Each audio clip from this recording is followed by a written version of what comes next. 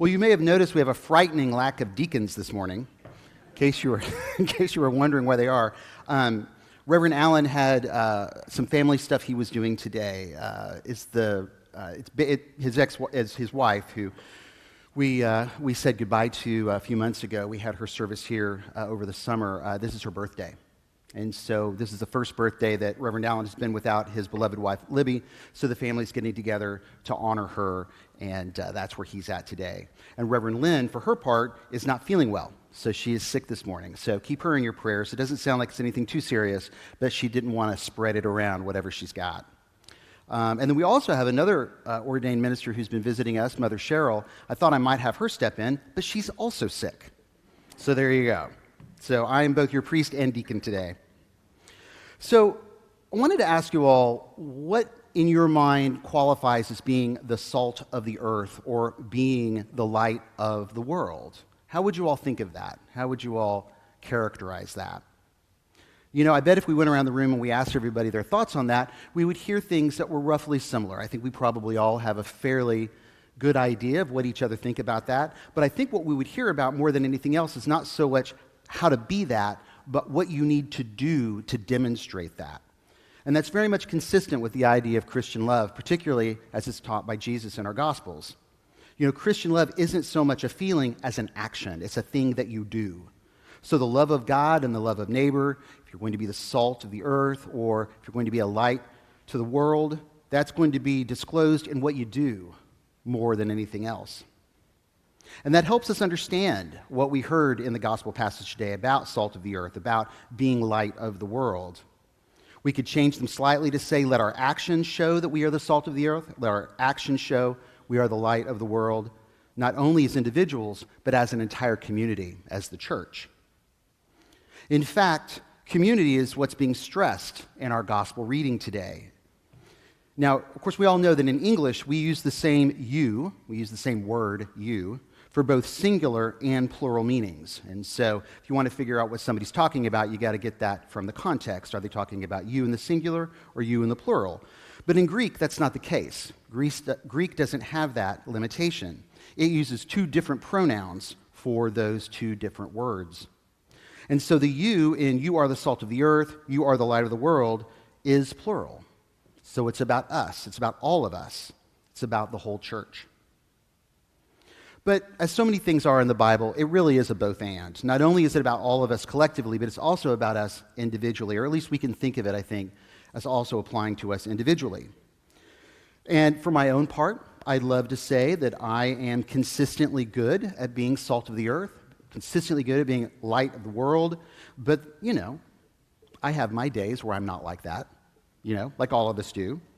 You know, I've always struggled with impatience, you know, and I tend to get irritable because of that impatience, particularly when I'm encountering things that for me are annoying in life. You know, one of the things that I've always had a hard time dealing with is being stuck in traffic. We probably all have that feeling. None of us like being stuck in traffic, right? But whenever I'm stuck in traffic, I get this powerful urge to then speed like a crazy person as soon as I can start moving my car again. There was one day when I was driving here to the church, and I didn't realize Chaz was behind me. We'd been stuck at a light, and then as soon as that light changed, it was like it was like fortunate, you know, it's like what do you call it, the Formula 500 race or something, right? Like I just absolutely tore out of that stoplight, and he caught up with me at the church, and he's like, "Talk to me about what just happened. Tell me about why you were driving so fast." And all I could say was, man, that light was long. That was a long light. You know, I also, have issues when I'm in a long checkout line at the store, or if I'm at a doctor's office in a waiting room and the doctor's really way behind. You know, I would also like to say that I am always, like I was talking earlier about salt of the earth and about light of the world, you know, other areas where I really struggle is when I'm trying, for instance, to pry open a stuck battery cover. You all ever tried to do that? You know how frustrating it is when you can't get that cover open? You know, have you ever also gotten one of those packages that are enclosed in plastic? It's got an object that's locked in plastic, and you can kind of get part of the plastic off, but the part that's off then becomes like a deadly blade. You know what I'm talking about? That hard plastic that like locks in objects. And so you get the package partially open, and then you have to worry about cutting your fingers to ribbons as you try to get the rest of the package open and get that object out of there. So at moments like that, I am not a light to the world at all. I am not a light before others. I don't think anyone would see good works in me, and whatever is being glorified, it is probably not our God in heaven. But still, as we talked about last week, our faith is aspirational, and the test of following Jesus sometimes just comes down to grit, just comes down to trying to grit your teeth and do your best. What grit helps us do, however imperfectly, is to do what Jesus preaches, and he has been preaching to us the last 2 Sundays from the Sermon on the Mount. Last week we had the beginning of that sermon, and today it continues where we left off last week. Being the salt of the earth means not to compromise and adapt to the world so much that our actions lose their flavor, become bland and ineffective.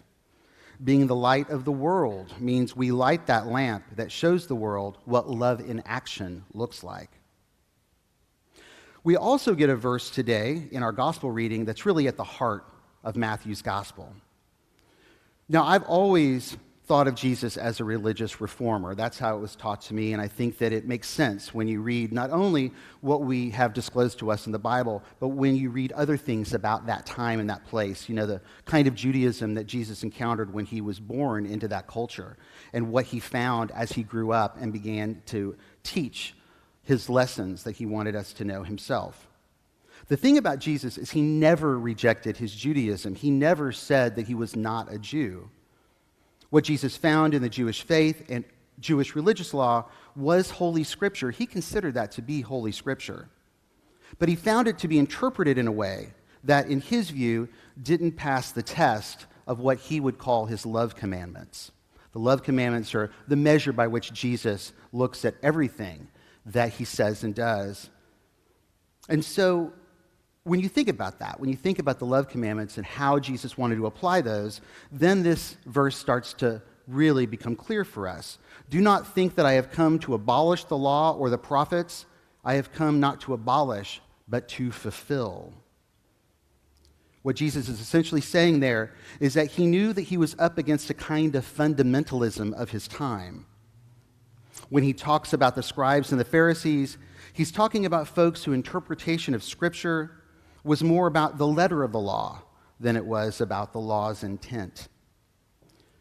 To compare this with, say, modern legal theories, maybe you all have heard of originalism or textualism, like with some of the folks that are on our Supreme Court. You know, Jesus would not have been an originalist. He would not have been a textualist. He believed in a living word. He believed in a living Scripture. He affirmed the Scriptures that he received were from God, but he believed that they should be followed based on their intentions. And he was especially qualified to say what those intentions were as the Messiah, as God's Son. His teaching on the Sabbath is a great example of this. The Sabbath, Jesus says, was made for us, not the other way around. If doing the right thing, if doing the ethical thing, if being the salt of the earth, if being the light of the world means visiting, feeding, clothing, and healing those in need on the Sabbath, then so be it. That's what you do. Those who say such behavior is a violation of the law didn't understand the law the way Jesus understood it. And so Jesus was here to fulfill that law in a way that shows how it was meant to be practiced all along. We get beautiful examples of the kind of behavior that Jesus certainly would have affirmed in our Old Testament reading today and in our psalm. They speak of the behaviors that Jesus championed in the Sermon on the Mount. Isaiah, by the way, I thought Ethan did an excellent job of channeling Isaiah today, didn't you, when he started that reading? I thought to myself, that may be Isaiah standing right here before us.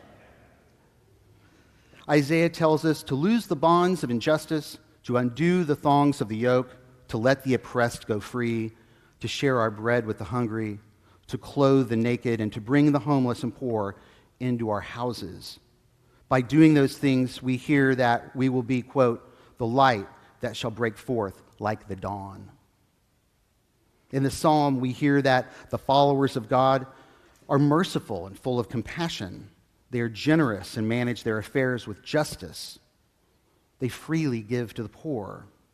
And that's how their righteousness stands fast forever, how they can hold up their heads with honor. That is how they are the salt of the earth. Jesus in the Sermon on the Mount affirms all this stuff. He affirms all these behaviors. By following those behaviors, his followers enter the kingdom of heaven. Again, it's about doing. It's about what we do. Now, one of the things that's been true for me, at least so far in my time as a priest, is that I tend to be reluctant to say too much about what you all must do in the specifics of life in order to live out these behaviors that Jesus says we should follow. You know, when we say that we want to live our lives based on the love commandments, I'm reticent to say exactly how you should apply that in your life. I trust that the Holy Spirit is working in all of us to make those specific connections as we apply Jesus' teachings each day. But we do have ways to measure that for all of us. Practicing mercy, compassion, and forgiveness for others, caring for the vulnerable, feeding and clothing and sheltering them, knowing that by doing these things, we may run into obstacles and resistance in the prevailing culture. That's all part of being the salt of the earth. That's all part of being the light of the world. The specifics for how we do these things, I think, are up to each one of us. But whether or not we should be doing them is not up for debate. When others, like the scribes and Pharisees of yesteryear, resist this work or try to pull us away from it, we can remember that Jesus, in his Sermon on the Mount, like the prophet Isaiah and like the psalmist that we heard today, and even like the prophet Micah that we heard from last week. You know, when we think about what it is we're doing and when we encounter resistance, we can remember that Jesus has shown us the way to act justly, to love mercy, and to walk humbly with God. That's what Jesus did. And there's no other or better reason for us to do the same as best we can, come what may. Amen.